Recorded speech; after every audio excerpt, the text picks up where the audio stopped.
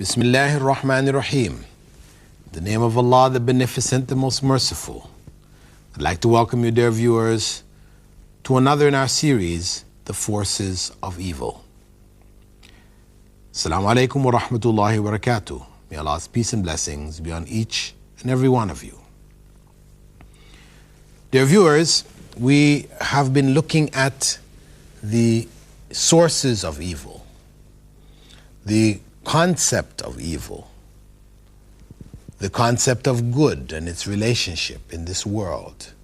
Why, if there's a good God, God is good, He's all-powerful, why is there evil? And we said that the good which comes out of that evil is why that evil is, not for the evil itself.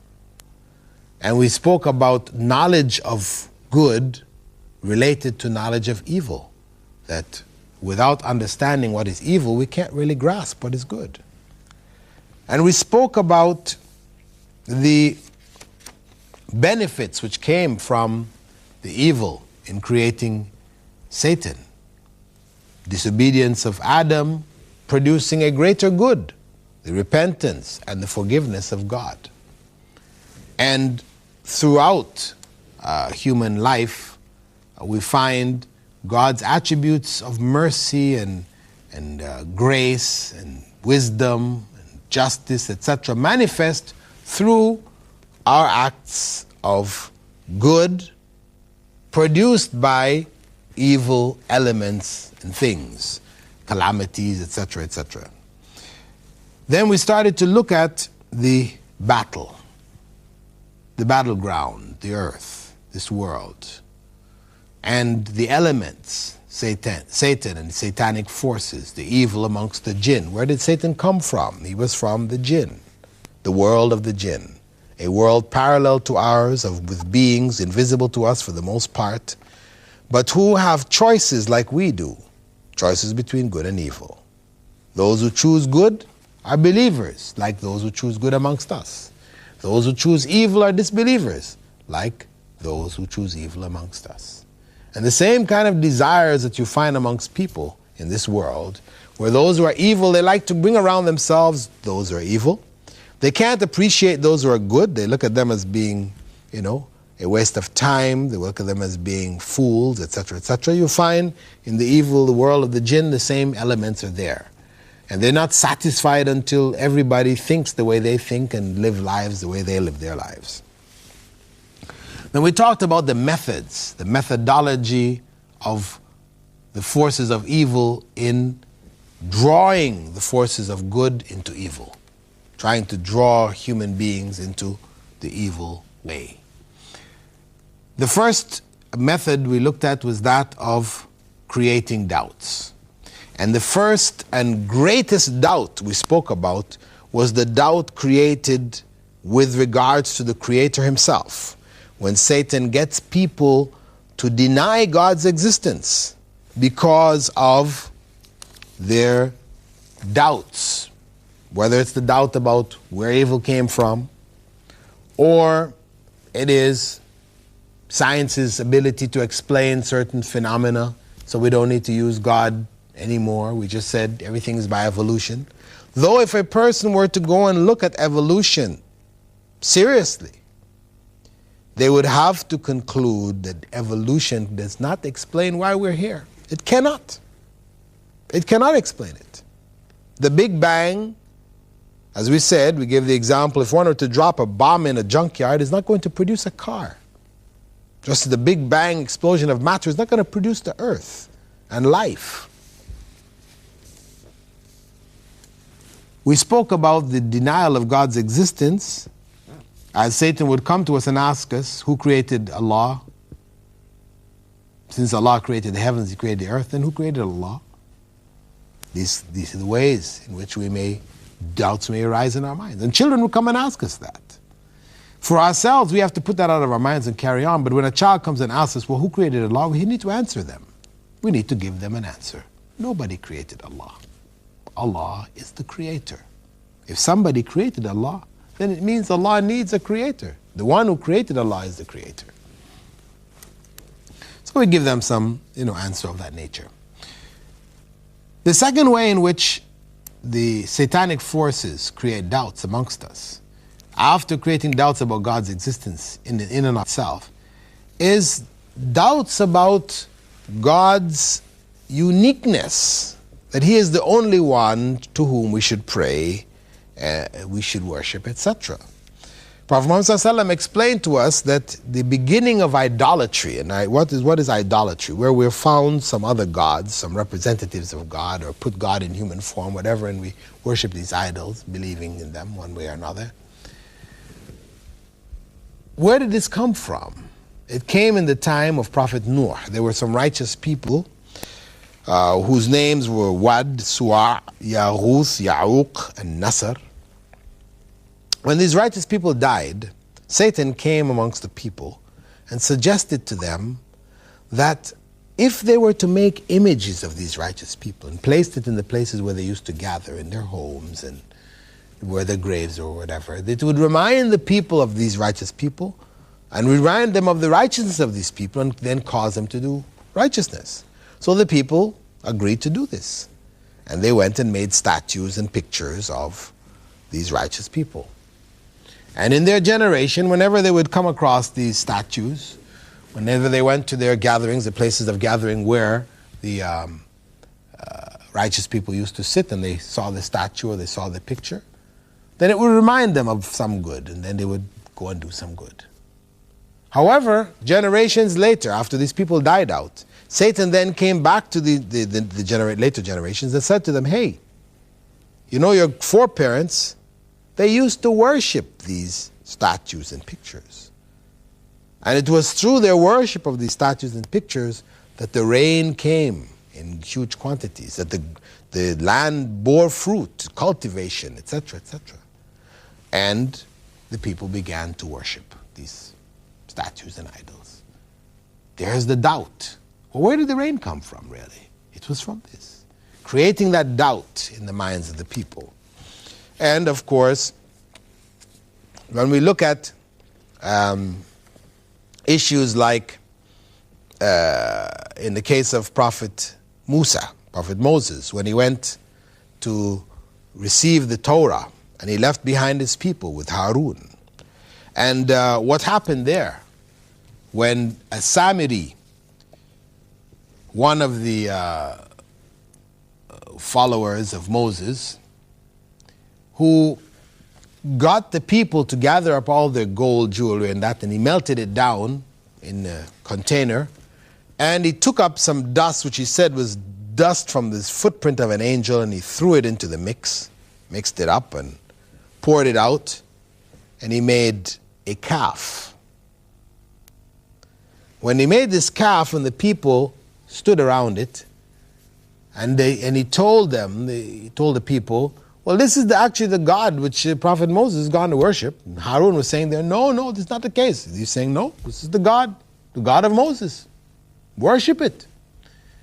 The people did not start to worship that calf until the calf said, moo. The calf mooed. They heard it make the sound of a normal living being, a normal living cow or calf. At that point, they fell down in worship. What happened here, of course, was that the satanic forces, either Satan himself or evil amongst the jinn, occupied, possessed that golden calf and made the sound. And as a result of that, the people thought somehow that this thing was alive, and they began to worship it. Again, doubts that others could be worshipped besides God, confirming in ignorance in the minds of people. And we find this phenomena happening around the world. You find, for example, a few years back, where Hindus who had taken the god Ganesh as their favorite god, he was god of good luck or whatever, worshipping him, part of their worship is to pour milk over the head of the idol. Ganesh is the elephant head god. He's got a human body and the head of an elephant. They'll pour milk on the top of it. And what they found in India and here in the Emirates and in the temple in London, etc., is that on one day, when they were pouring the milk, they found that the milk was being absorbed in the mouth of that idol. And when they started to put it right by the mouth, they found it was going in, as if the idol was drinking the milk. Now, scientists in India said, oh, this is just capillary action, the stone idols, because the little of holes and the molecules not that tight. There are spaces between the stone that allows this milk to go in, and it sucks what's behind it, and explanations. But the reality is that it didn't only happen with their stone idols. It happened with the metal ones too. Didn't explain it. Why it just happened on that day and not the day before or the day after? Again, that confirmed in the minds of those who worship Ganesh that Ganesh was a true god. Another one who could be worshipped besides God. Bring some good luck in your life. Get a Ganesh idol. Well, the reality is that the jinn, evil amongst the jinn, had occupied and possessed these idols throughout the world. And this was a part of a plot to confirm falsehood in the minds of the people as being true.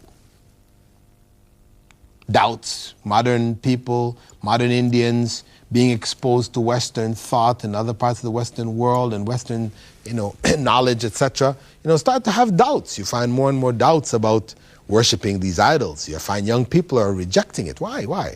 They can see something wrong here. So, what can bring them back into line is a miracle, what appears to them to be some kind of a miracle.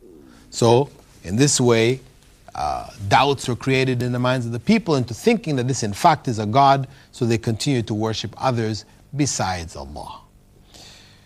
The third area where the believers themselves become sectarian, splitting off and falling into different beliefs, over doubts about the existence, for example, of Satan himself. If you look into Christian theology today, much of the Christian theologians don't even believe in Satan anymore. This is just a personification of the forces of evil, they will say. It's not as an individual, doesn't exist. Not really. And you have so many other religions saying it's just a force of evil. It's just an element, an evil element. But, not a person, not an individual, not a personality. This is one of the ways we deny even Satan's existence. And, of course, there's denial of the angels and the world of the jinn, denials of the prophets, denial of the judgment. In these areas that satanic forces can come and create doubts in people's minds, denying the prophets. You have people what they call deists, where they say, okay, God created the world, but he left it to run by itself. What does God need to get involved in our world for? He just created it and left it to run. So whatever religions we make up, it's all fake. It's all fake, made up. There's no religion. God didn't communicate his will to us. The prophets, they're fakes, not true people. This is part of the doubts created in the minds of the people, which will lead them then to make up their own forms of worship. And of course, these forms of worship may end up, most of them will end up deviant, worshiping other than Allah. And Allah tells us in the Quran, we have indeed appointed for every prophet an enemy, devils among humans and the jinn, inspiring one another with beautiful, deluding speech. This is the reality. And if your Lord had so willed, they would not have been able to do it. So leave them alone with their fabrications. It is by Allah's will